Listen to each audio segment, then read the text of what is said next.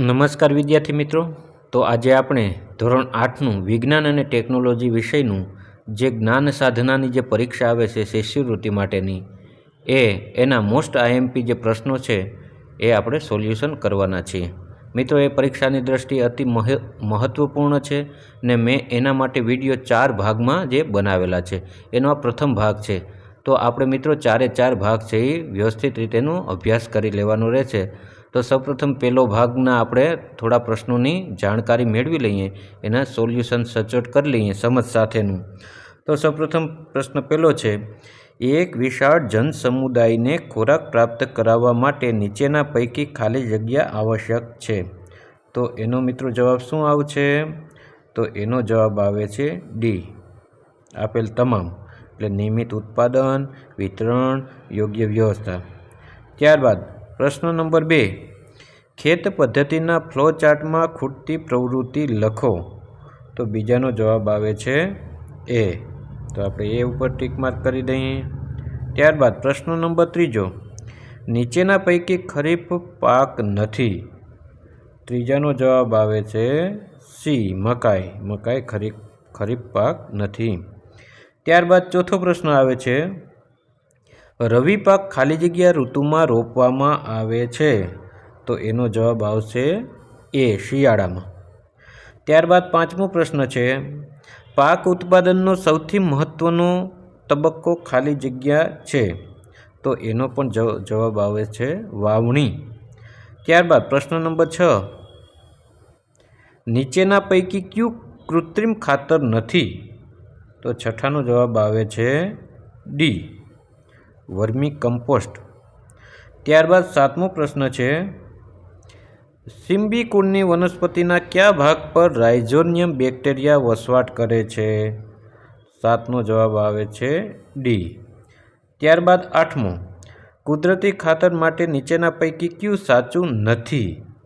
એનો જવાબ આવે છે બી, તેનું નિર્માણ કારખાનામાં થાય છે, સાચું નથી। ત્યારબાદ પ્રશ્ન નંબર 9, સિંચાઈનો મહત્ત્વનો અને મુખ્ય સ્ત્રોત કયો છે? તો 9માનો જવાબ આવે છે ડી, વરસાદ।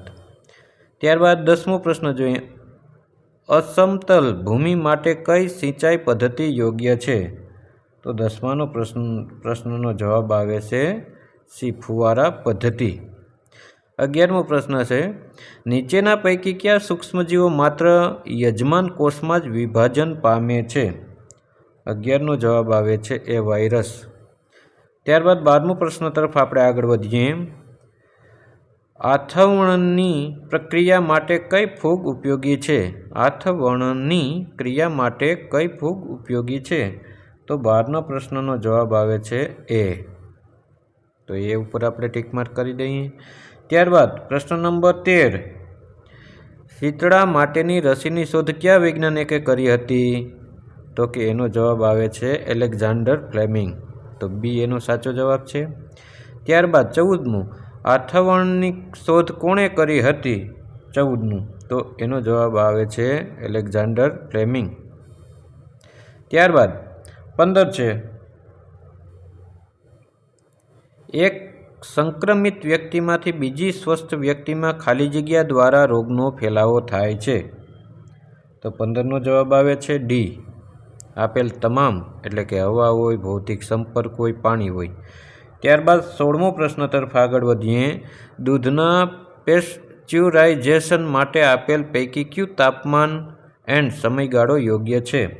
તો 16નો જવાબ આવે છે બી, 70 સેલ્સિયસ 15 થી 30 સેકન્ડ, એનો સાચો જવાબ આવે છે। ત્યારબાદ 17મા પ્રશ્ન તરફ આપણે આગળ વધીએ કે પૃથ્વીના વાતાવરણમાં કેટલા ટકા નાઇટ્રોજન વાયુ છે? તો એમાં 78, સી એનો સાચો જવાબ છે। ત્યારબાદ 18મા પ્રશ્ન તરફ આપણે આગળ વધીએ, નીચેના પૈકી કયું એન્ટીબાયોટિક્સ છે? 18મો પ્રશ્ન, તો 18મો પ્રશ્નનો જવાબ છે એ આવે છે સ્ટ્રેપ્ટોમાઇસિન। ત્યારબાદ 19મા પ્રશ્ન તરફ આપણે આગળ વધીએ કે ચેપી રોગોના ફેલાવા માટે મુખ્યત્વે ખાલી જગ્યા જવાબદાર છે? એનો જવાબ આવે માખી। 20મો પ્રશ્ન છે, કોલેરા ખાલી જગ્યા દ્વારા થાય છે, બેક્ટેરિયા દ્વારા થાય છે. ત્યારબાદ 21મા પ્રશ્ન તરફ આપણે આગળ વધીએ.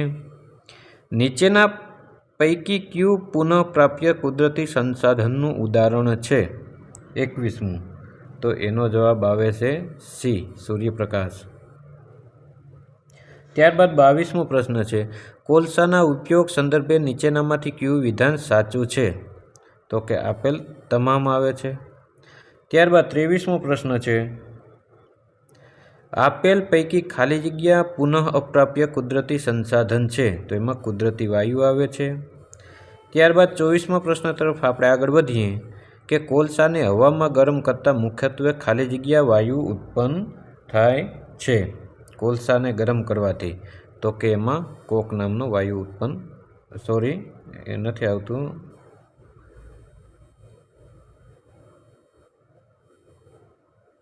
કાર્બન ડાયોક્સાઇડ CO2 એ વાયુ છે ઉત્પન્ન થાય છે.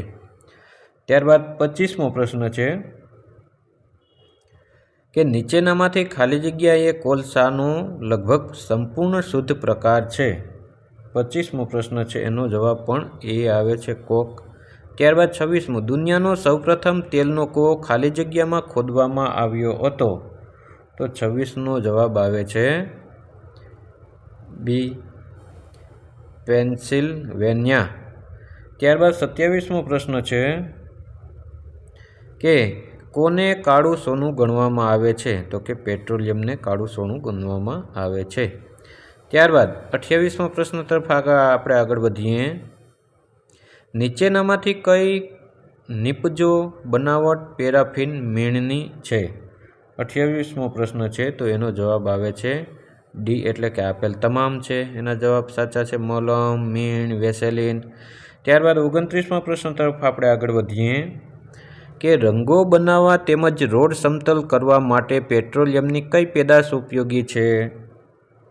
તો એનો જવાબ આવે છે સી, બિટુમિન. ત્યારબાદ 30મો પ્રશ્ન છે,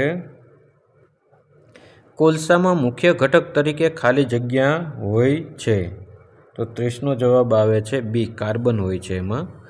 ત્યારબાદ 31મા પ્રશ્ન તરફ આપણે આગળ વધીએ.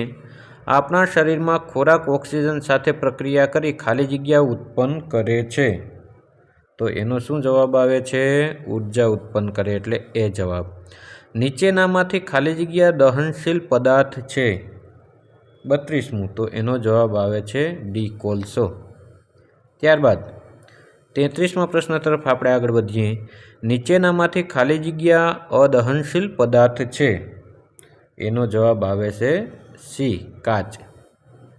ત્યારબાદ 34મો પ્રશ્ન, જે નીચામાં નીચા તાપમાને પદાર્થ સળગે છે તે તાપમાનને ખાલી જગ્યા કહે છે, તો 34મો જવાબ આવે છે બી, જ્વલનશીલ. ત્યારબાદ 35મા પ્રશ્ન તરફ આપણે આગળ વધીએ. જ્વલનશીલ પદાર્થોથી લાગેલી આગ માટે ખાલી જગ્યા એ ઉત્તમ અગ્નિશામક છે, તો એનો જવાબ આવે છે CO2. ત્યારબાદ 36મા પ્રશ્ન તરફ આપણે આગળ વધીએ.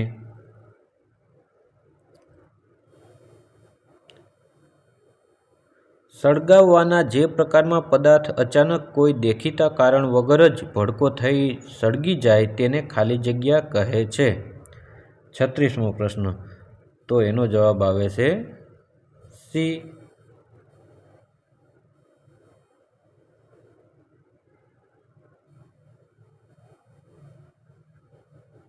તો આપણે સી ઉપર ટીક માર્ક કરી દઈએ. ત્યારબાદ 37મો પ્રશ્ન છે, સોની ઘરેણાં બનાવવા માટે મીણબત્તીની જ્યોતના ખાલી જગ્યા ભાગનો ઉપયોગ કરે છે, તો એનો પણ જવાબ આવે છે સૌથી બહારનો ભાગ, સી એનો જવાબ આવે છે. ત્યારબાદ 38મું, નીચેના પૈકી કયું પ્રવાહી બળતણનું ઉદાહરણ છે? 38નો જવાબ આવે છે, બળતણનું ઉદાહરણ છે કેરોસીન. ત્યારબાદ આપણે 39મા પ્રશ્ન તરફ આપણે આગળ વધીએ.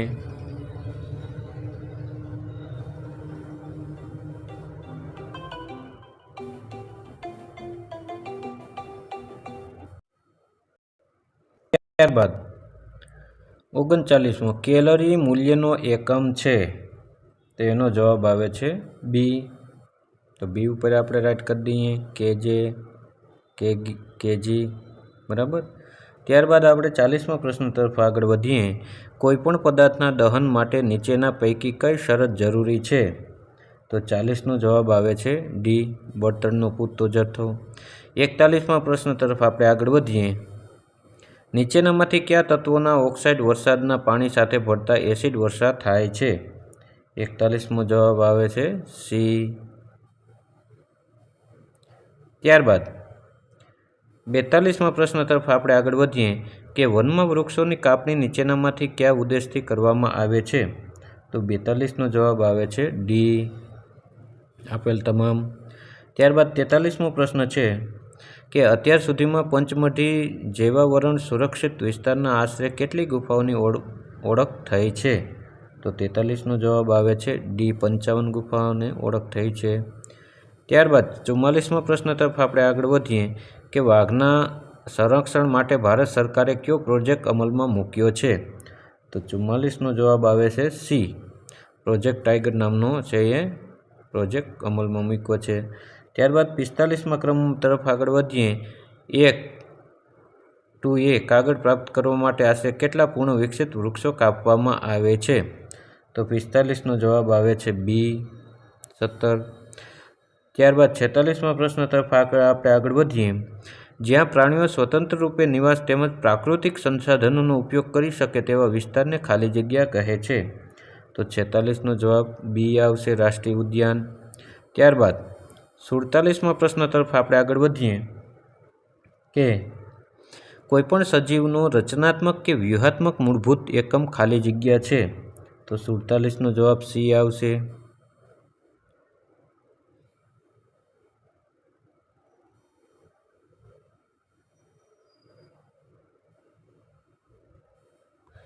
ત્યારબાદ 48મું છે વૃદ્ધિની શરૂઆત ખાલી જગ્યાથી થાય છે? 48મો જવાબ આવે છે સી, જન્મથી. 49 11 થી 18 કે 19 વર્ષની ઉંમરની સમયગાળો ખાલી જગ્યા કહે છે? તો 49નો જવાબ આવે છે બી, તરુણાવસ્થા કહેવાય છે ને. 11 થી 18 કે 19 વર્ષની ઉંમરની સમયગાળો ખાલી જગ્યા કહે છે. ત્યારબાદ 50મા પ્રશ્ન તરફ આપણે આગળ વધીએ. યૌનારંભમાં નીચેના પૈકી કયા ફેરફાર જોવા મળે છે? તો 50નો જવાબ આવે છે ડી, આપેલ તમામ. ઊંચાઈમાં વધારો થાય, અવાજમાં બદલાવ થાય, શારીરિક આકારમાં બદલાવ થાય. ત્યારબાદ 51મો પ્રશ્ન છે કે ગળાના ભાગમાંથી બહારની તરફ ઉપસી આવેલી સ્વર પેટીને ખાલી જગ્યા કહે છે અને કંઠમણી કહેવાય છે? સી એનો જવાબ સાચો. 52મો પ્રશ્ન નીચેના પૈકી કઈ ગ્રંથિ પોતાનો સ્ત્રાવ વાહિનીઓ દ્વારા કરે છે? તો 52નો જવાબ આવે છે ડી, એ બી કે સી, બરાબર. ત્યારબાદ 53મા પ્રશ્ન તરફ આપણે આગળ વધીએ. નીચેના પૈકી કઈ ગ્રંથિ નલિકા વિહીન ગ્રંથિ છે? તો 53નો જવાબ આવે છે બી, થાઇરોઇડ. ત્યારબાદ 54મો પ્રશ્ન છે યૌનારંભ દરમિયાન શુક્રપિંડમાંથી કયા નર અંતઃસ્ત્રાવનું નિર્માણ શરૂ થાય છે? તો 54નો જવાબ આવે છે બી. ત્યારબાદ 55મો પ્રશ્ન છે યૌનારંભ દરમિયાન અંડપિંડમાંથી કયો અંતઃસ્ત્રાવ ઉત્પન્ન થાય છે? તો એનો જવાબ આવે છે ડી, બી અને સી બંને એમનો જવાબ આવે છે. ત્યારબાદ આપણે 56મા પ્રશ્ન તરફ આગળ વધીએ. સ્ત્રીમાં રજો નિવૃત્તિનો સમયગાળો કયો હોય છે? 56મો પ્રશ્ન છે એનો જવાબ આવે છે સી આવે છે, 45 થી 50 વર્ષ. ત્યારબાદ 57મો પ્રશ્ન છે મનુષ્યમાં તમામ અંતઃસ્ત્રાવોનું નિયમન કઈ ગ્રંથિ દ્વારા થાય છે? તો 57નો જવાબ પણ આવે છે સી, પિચ્યુટરી. ત્યારબાદ 58મો પ્રશ્ન છે ગોઈટર રોગ ખાલી જગ્યા અંતઃસ્ત્રાવની ઉણપથી થાય છે? તો 58નો જવાબ આપે છે બી, થાઇરોક્સિન. ત્યારબાદ 59મો પ્રશ્ન તરફ આપણે આગળ વધીએ. ઇન્સ્યુલિનનું નિર્માણ ખાલી જગ્યામાં થાય છે? 59નો જવાબ આવે છે બી આવે છે, થાઇરોઇડ. ઓકે, સોરી, એ નથી આવતું.